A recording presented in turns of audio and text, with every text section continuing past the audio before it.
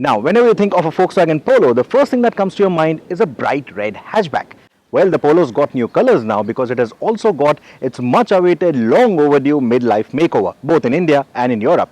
But while the new communication color for the Eurospec Polo is an apple red, the updated Indian version is highlighted with this shade of orange. Interestingly though, comparing the European Polo to the Indian one is like comparing apples to oranges.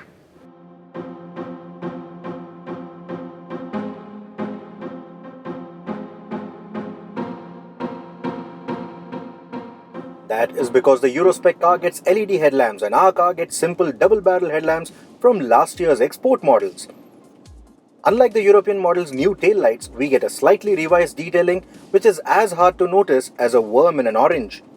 Their Polo has a large sunroof, ours doesn't. On the inside, the European model gets a touchscreen infotainment system with proximity sensors, something like the one that you get in the new Octavia. We get a lot of switches instead. Of course, providing all these features in the Polo would make the Vento and the Jetta taste like a sour deal. Our Polo does get the new front bumper with cornering lamps, the new multi-info display and the thicker flat-bottom steering wheel from the Eurospec model. Despite that, you could feel shortchanged. But then the real sweetener for the Polo lies under the crate. Gone is the old 3-cylinder burbly 1.2-litre motor. In is a new 1.5-litre 4-cylinder engine. Now this is also more powerful, torquier. This produces 90 PS of power and 230 Newton meters of torque. That's more torque than a Honda City. Needless to say, all this power and torque advantage has translated into better figures. In our tests alone, the 0 to 100 km sprint, this car is 3 seconds faster than the 1.2. And as far as top speed is concerned, the 1.2 gave us 166 km an hour. This one did 176 km an hour. Even the fuel economy has gone up by a good margin. While the 1.2 TDI returned 17 km to a litre, the new 1.5 returned 19.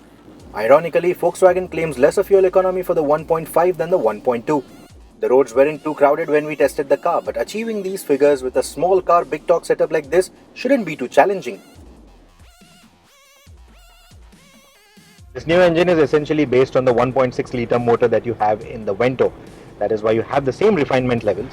However, the transmission shock, the inherent transmission shock of a Volkswagen gearbox is still there.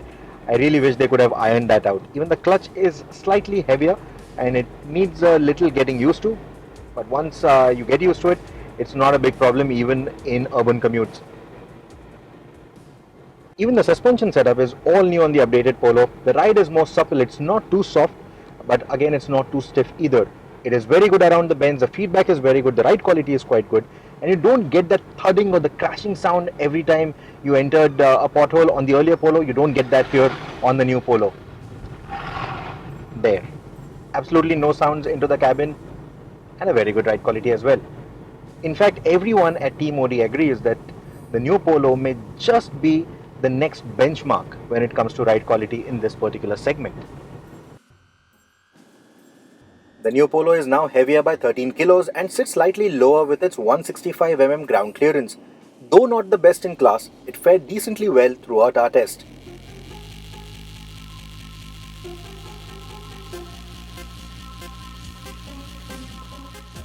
It's not just the design of the steering wheel that is different, even the setup is different.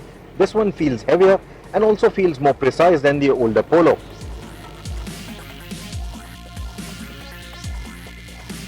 The Polo has become more comfortable to drive now, but it isn't an all-new car, so don't expect the rear seats or the cabin to become any roomier than what it was. Let's sum it up then. You see, the Polo has always appealed more to the car enthusiast than the casual buyer, and the updated model has enough goodies to make both of them happy. But then when you think of a Volkswagen Polo, the second thing that comes to your mind is a relatively high cost of ownership.